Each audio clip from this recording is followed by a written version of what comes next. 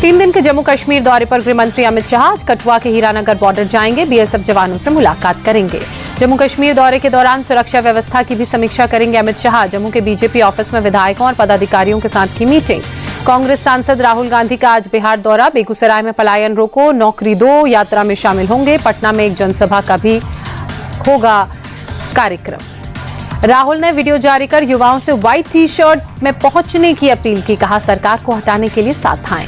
कन्हैया कुमार ने राहुल की पदयात्रा में शामिल होने की अपील की। कहा नफरत के बदले विकास के लिए कांग्रेस से जुड़ना जरूरी। राहुल गांधी का इस साल ये तीसरा बिहार का दौरा। आज पटना में संविधान सुरक्षा सम्मेलन में शामिल होंगे। कांग्रेस पार्टी दफ्तर में पार्टी कार्यकर्ताओं के साथ बैठक भी करेंगे।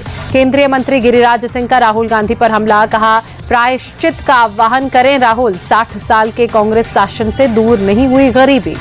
आज अदालत के फैसले से प्रभावित हुए शिक्षकों से मुलाकात करेंगे पश्चिम बंगाल की मुख्यमंत्री ममता बनर्जी। सुप्रीम कोर्ट ने फिर से नियुक्ति पूरी करने की प्रक्रिया करने के लिए कहा। सुप्रीम कोर्ट ने 2016 में 25,753 शिक्षकों और गैर शिक्षकों को नियुक्ति को गलत माना। हाईकोर्ट के फैसले पर मुहर लगाई। बंगाल में शिक्षक भर्ती घोटाले को लेकर बीजेपी आज कोलकाता में प्रदर्शन करेगी। युवा मोर्चा के कार्यकर्ता कालीघाट तक मार्च करेंगे। वक्फ कानून को लेकर सुप्रीम कोर्ट में सुनवाई। कोर्ट से दायर याचिकाओं पर जल्द सुनवाई की मांग। वक्फ बोर्ड संशोधित कानून के खिलाफ सुप्रीम कोर्ट में एक और याचिका दाखिल। उत्तर प्रदेश के रहने वाले तैयब खान सलमानी एंड अंजुम कादरी ने दायर की याचिका। जमीयत उलेमाए हिंद ने सुप्रीम कोर्ट का खटखटाया दरवाजा। मौलाना अरशद मदनी ने कहा यह कानून हमारे मौलिक अधिकारों की हत्या। वक्फ में बदलाव वाले कानून को सुप्रीम कोर्ट में आरजेडी की चुनौती। राज्यसभा सांसद मनोज झा का बयान। वक्फ कानून के समर्थन में बीजेपी अल्पसंख्यक मोर्चा उतरा। दिल्ली के शाहीन बाग में पदयात्रा निकाली। राष्ट्रपति की मंजूरी के बाद वक्फ बिल कानून बना। केंद्रीय मंत्री प्रहलाद जोशी ने कहा जल्द जारी होगा गजट नोटिफिकेशन। केंद्रीय मंत्री किरण रिजिजू ने कहा वक्फ कानून जिन्हें समझ नहीं आया वो लोग ही इससे नाराज। कुछ सालों में गरीब और पिछड़े मुसलमानों को मिलेगा इसका फायदा। केंद्रीय मंत्री सीआर पाटिल ने कहा पुराने कानून में बहुत कमियां थी इसलिए नया संशोधन हुआ है। राहुल लालू और ममता बनर्जी पर गिरिराज सिंह का अटैक। मुसलमानों को खुश करने में जुटे हैं। कहा वक्फ कानून पर दिए तेजस्वी के बयान पर भड़के बिहार के डिप्टी सीएम विजय सिन्हा। कहा सत्ता के लालच में तुष्टीकरण की राजनीति कर रहे हैं। बीजेपी सांसद सुकांता मजूमदार ने कोलकाता में रामनवमी जुलूस पर हमले का दावा कर कहा गाड़ियों पर पत्थर बरसाए गए। सुकांत मजूमदार ने हमले का वीडियो भी अपने एक्स अकाउंट पर शेयर किया। कहा गाड़ियों पर पत्थरबाजी की गई, विंडशील्ड तक तोड़ दिए गए। कोलकाता पुलिस का सुकांत मजूमदार के आरोपों से इनकार। कहा किसी भी जुलूस के लिए कोई अनियमित परमिशन नहीं ली गई थी। बंगाल बीजेपी अध्यक्ष सुकांत मजूमदार का अटैक। कहा पश्चिम बंगाल में ममता बनर्जी हिंदुओं को दूसरे दर्जे का नागरिक दिखाने की कोशिश में जुटी। कोलकाता में मुस्लिम समुदाय के लोगों के साथ रामनवमी के जुलूस में शामिल हुए टीएमसी नेता कुणाल घोष ने कहा मिलजुल कर मनाने चाहिए त्योहार। मिथुन चक्रवर्ती का टीएमसी पर निशाना। कहा सड़कों पर 1 लाख से ज्यादा लोग थे, क्या कहीं हिंसा देखी। पश्चिम बंगाल में गूंजा जय श्री राम का नारा। रामनवमी पर जगह जगह जुलूस और शोभा यात्रा निकली। सिलीगुड़ी में मुस्लिमों ने पुष्प वर्षा की।